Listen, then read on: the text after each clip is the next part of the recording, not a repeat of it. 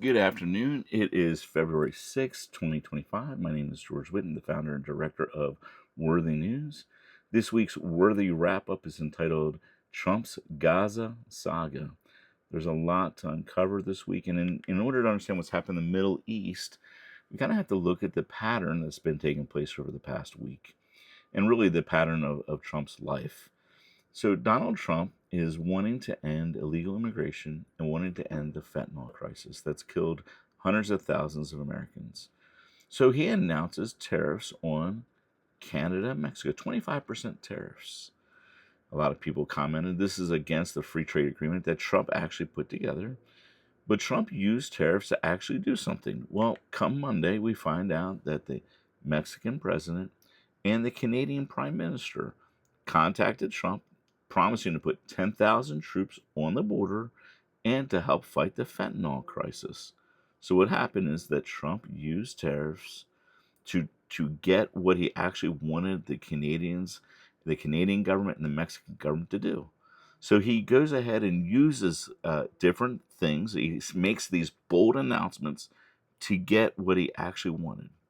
Well, the same pattern recurs because he says, hey, we're going to go ahead and take Panama.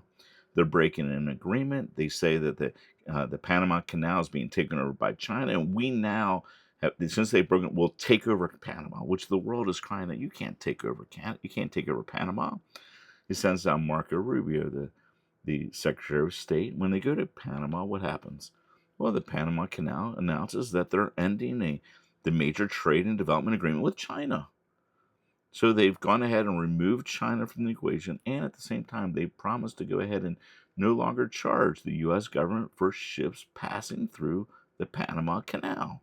So now we come to the next event, and we're finding out this week there's a lot of money going to different organizations in the media that are actually pushing a narrative. They're not pushing facts, they're pushing a narrative. And now, because of Doge is the the U.S. Department of Government Efficiency, has been tasked to go ahead and look for how the government spends money. And as they're spending money, they're bringing forth before the committee NPR and PBS to go ahead and talk about their funding and why they're not covering certain stories. Well, the other thing that's come out is that we're finding out that millions upon millions of dollars have gone to organizations like Politico.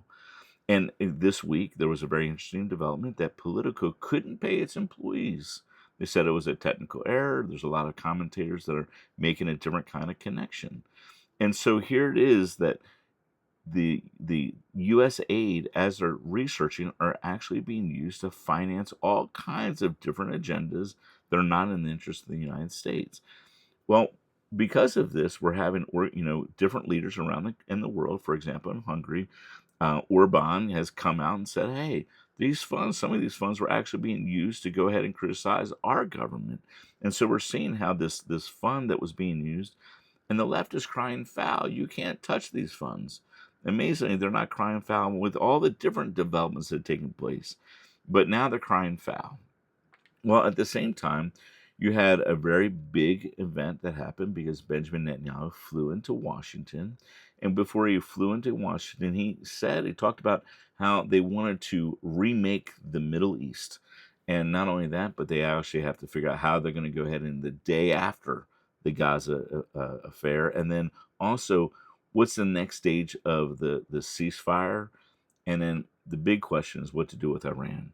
So when Netanyahu lands, the first thing within a day, he meets evangelical leaders, which I thought was interesting. He met evangelical leaders, but he did not meet the different Orthodox Jewish leaders. And so that was kind of an interesting dynamic. You can read into it what you will. But the next thing that happens is that the Trump administration, through the Wall Street Journal, announces that they're releasing $1 billion in sales of different munitions, different bombs, and then also Caterpillar bulldozers to kind of help rebuild and to do different things. Well, on top of that, Trump has announced that they're going to go ahead and reinstate maximum pressure on Iran to try to stop them from building a bomb. But at the same time, Iran announces that they have a nuclear-capable missile that can travel 1,700 kilometers, 1,000 miles. easily targeting Israel, but now we're talking about different other states, perhaps Europe is in play. Well, with all of this development, there's something I did last week, and it's something that we have to keep a very close eye on, because Purim is the celebration of when Haman was trying to eradicate the Jewish people. And when this happened, Mordecai and Esther they go ahead and they come to the king and they say to him, "Look, Haman is trying to destroy us." The king says, "Well, we can't revoke the order, but I will make a different order saying that Jews can defend themselves." That's why we celebrate the festival of Purim. Well, the festival of Purim comes up in modern history quite a bit. The first Gulf War ended on Purim. 12 years later, the second Gulf War started the day after Purim. It just so happened in 2011, there was a blood red moon over Washington, D.C., a super moon, on the same day of Purim. And that particular day, we had a war taking out Muammar Gaddafi of Libya. Well, if you understand that history tends to repeat itself, well, on feast days are very critical. In the first Reagan administration, it was in June of 1981, June 7th specifically, that they launched Operation Opera. It was also known as Operation Babylon, where they took out the the Iraqi nuclear reactor in Iraq. Saddam Hussein very often, and he's not, he's a dictator that was removed. Well, this happened on the Hebrew feast day of Shavuot, or what Christians would say is Pentecost. Well, it just so happens that as we see this pattern as history tends to unfold, I did a video last week connecting a lot of the things that Ronald Reagan did to what Donald Trump is doing today. You should watch that video. But um, the different things that we're finding out is that, for example, Trump is, reinstituting a Ronald Reagan policy of the Mexico City policy, which is no longer funding abortion overseas. This particular event, though, the bigger connection is this: there are 3 blood red moons coming this year. It's going to kick off on Purim, March 14th, 2025. And then it's going to be this Yom Teruah, or the Feast of Trumpets, 2025.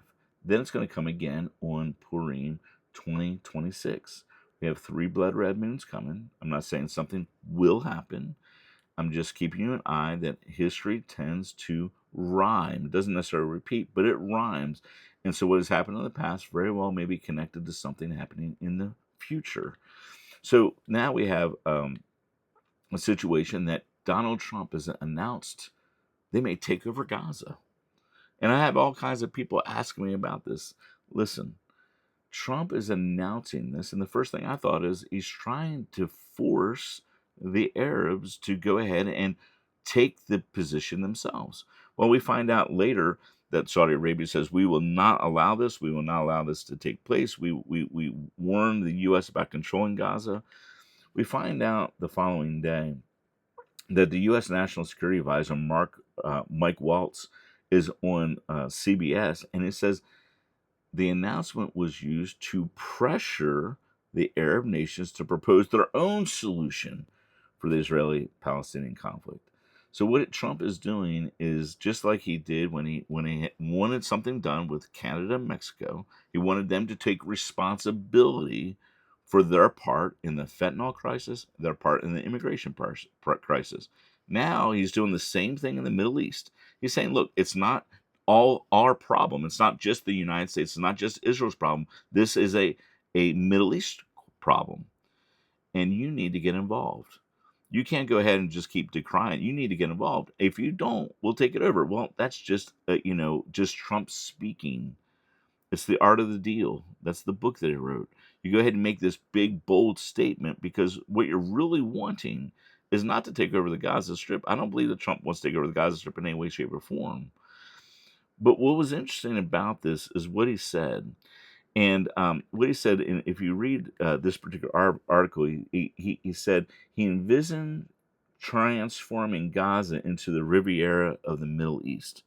Well, the French Riviera is basically casino magnets. It's like a casino capital of France. So as I was thinking about this and as I was praying about this, it reminded me of a different situation. Most people do not realize how casinos are actually illegal in Israel. And part of the Gaza withdrawal was connected to casinos. I want to take you back to a little history. The Shalaf saga. Austrian billionaire Martin Shalaf has a longtime connection to Israeli leaders, as well as European and Arab heads of state. And now Israeli police now suspect him of taking part of illicit activities involving Avigdor Lieberman and the Sharon family.